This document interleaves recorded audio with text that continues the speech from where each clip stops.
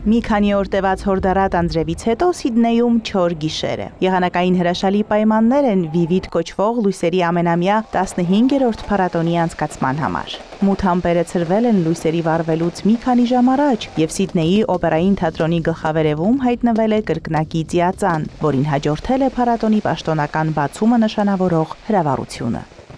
I think the live music, the whole atmosphere. Կարծում եմ կենթանի երաժշտությունը, ամբողջ մթնոլորտը, մարդիկ հատկապես այս գեղեցիկ եղանակը վայելելը, ամեն ինչ շատ լավ է համադրված, ասես մի ամբողջ փաթեթի մեջ լինի։ It's lovely. What we've seen of it is lovely. Yeah, it's so much nicer than a couple of Այս տարի ամեն ինչ շատ լավ է, ի տարբերություն անցած տարվա։ Այդ ժամանակ չէինք եկել, քանի որ մի քիչ խոնավ էր, իսկ այս անգամ հրաշալի է ամեն բան։ Լույսերի շոուն շատ լավ է երևում։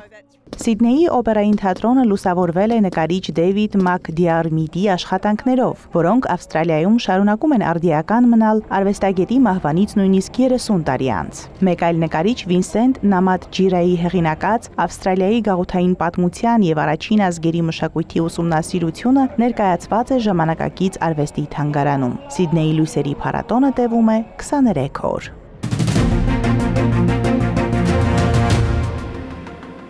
Նապոլեոն Բոնապարտի արտեֆակտների հազվագյուտ հավաքածուն, որը ներառում է ֆրանսիացի կայսեր կյանքին եւ ժառանգությանը վերաբերող իրեր, ցուցադրվել է Հոնկոնգում, հունիսին Փարիզում կայանալիք աճուրդից առաջ։ Աճուրդում կվաճառվի հավաքորդ Պիեր Ժան Շալանսոնի ներկայացրած 150 իր։ Աչքի ընկնող իրերի թվում են Վաթերլոյի ճակատամարտի ժամանակ օգտագործված արծաթե գավաթը, Նապոլեոնի կոնսուլական դարաշրջանի կարմիր թավշյա թևքը, նրա անձնական արշավային մահճակալը, որտեղ քնում էր մարտերի ժամանակ, եւ կայսերական գահը։ Վերջինս դեռևս մի անհատի մոտ է, իսկ մյուսները պահվում են հեղինակավոր հաստատություններում, ինչպիսիք է Փարիզի Լուվրը։ So this auction is like Այս աճուրդը նման է Նապոլեոնի ճանապարհորդությանը, քանի որ այդ հավաքածուն բաղկացած է Նապոլեոնի կյանքի յուրաքանչյուր կարևոր քայլը ներկայացնող իրերից։ Կարող եք տեսնել իրեր Վաթերլոյից, նրա Իտալիայում գահակալությունից, որոշ արտեֆակտներ նրա արշավանքներից, ռազմական արշավներից, կան նաև անձնական իրեր, ինչպիսիք են գլխարկները։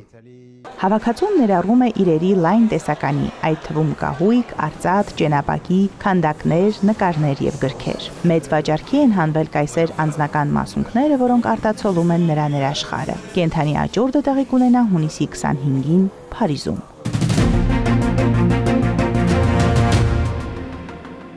Եգիպտոսի պաշտոնյաներն այցելել են Ալեքսանդրիայի Աբու Մենա հնագիտական վայր վերականգնողական աշխատանքը ստուգելու նպատակով։ Այն սկսվել է, երբ ստորգետնյա ջրերի մակարդակը բարձրացել է եւ վտանգի տակ դրել ՅՈՒՆԵՍԿՕ-ի համաշխարհային ժառանգության վայրը։ Տեսչական շրջագայությանը մասնակցել են ՅՈՒՆԵՍԿՕ-ի Կահիրեի տնօրեն Նուրիա Սանզը, զբոսաշրջության եւ հնությունների նախարար Շերիֆ Ֆաթհին եւ Ղպտի ուղղափառ եկեղեցու առաջնորդ Թավադրոս II։ Ալեքսանդրիայից հարավ-արևմուտք գտնվող վայրը, որը նախկինում վաղ քրիստոնեական ուխտագնացության կենտրոն էր, տարիներ շարունակ կառուցվածքային քայքայման է ենթարկվել շրջակա գյուղատնտեսական հողերից ստորգետնյա ջրերի ներհոսքի պատճառով։ Դրա դեմ պայքարում են դրենաժային նախագծի օգնությամբ։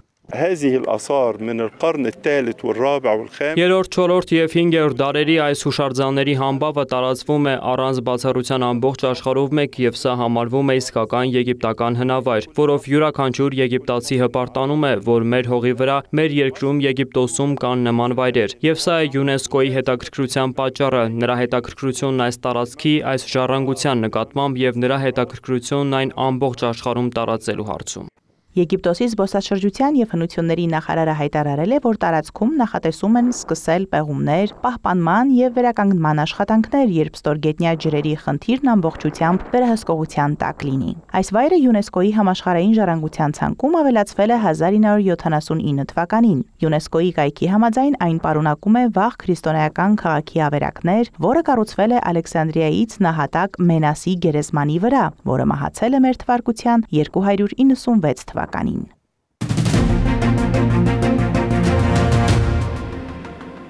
Եգիպտոսի թռչուններ վարժեցնող Աբդել Ռահման Իսմայիլին յուրահատուկ կապվածություն ունի իր սպիտակ աղավնու Բոնդկի հետ։ Նա ազատ թռչում է տղայի հետևից Կահիրեի փողոցներով, երբ երիտասարդը վարում է իր մոտոցիկլետը։ Աղավնին մնում է նրա կողքին, ուր էլ որ գնա։ 23-ամյա Իսմայիլը, որը նաև մարզիչ է աշխատում տեղական սպորտային ակումբներից մեկում, սկսել է աղավնիներին վարժեցնել ազատ թռիչքի տեխնիկայով դեռևս 3 տարի առաջ։ Նա կենտրոնանում է իր թռչունների հետ վստահություն կառուցելու եւ հաղորդակցվելու վրա, առանց որևէ կապանքի կամ սահմանափակման, չնայած առկա ռիսկերին։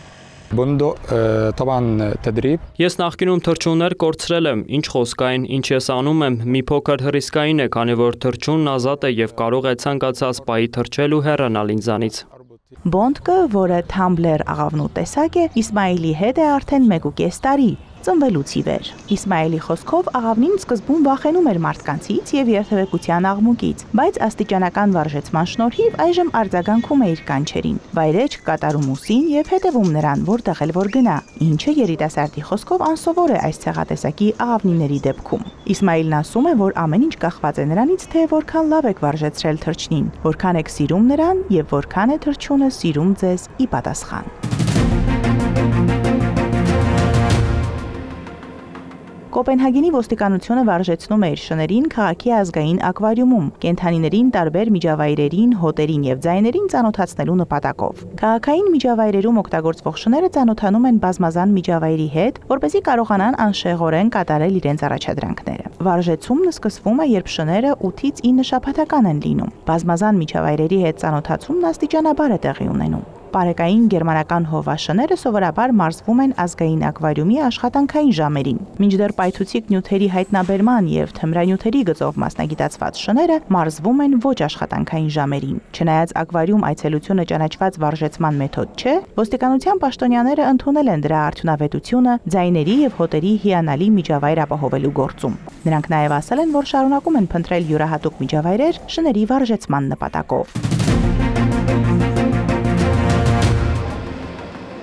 Բրիտանացի լեռնագնացը, որը գերազանցել է Էվերեստ լեռան վրա ոչ շերպայի կողմից բարձրանալու իր սեփական ռեկորդը, ժամանել է Կաթմանդու, աշխարհի ամենաբարձր լեռը 19-րդ անգամ բարձրանալուց հետո։ 51-ամյա բրիտանացի Քենթոն Քուլը բարձրացել է 8848 մետր բարձրությամբ լեռանգագաթը Դորջի Գելջենի ուղեկցությամբ, որի համար սա 23-րդ անգամ լեռը բարձրանալու փորձ էր։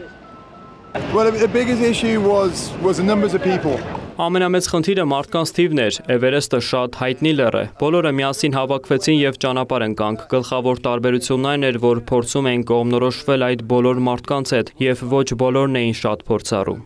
Քուլն օգտագործել է հարավարևելյան լեռնաշղթայի երթուղին, որը հայտնի է նաև որպես հարավային ժայռ։ Այն գագաթ բարձրանալու ստանդարտ երթուղին է։ Այդ ճանապարհը 1953 թվականին մշակել են նորզելանդացի Էդմունդ Հիլարին եւ շերպա Թենզինգ Նորգեյը։ Այս երթուղին մնում է լեռնագնացների շրջանում ամենատարածված արահետը։ Էվերեստը կամ Ջոմոլունգման բարձրացել է ավելի քան 8000 մարդ, որոնցից շատերը մի քանի անգամ։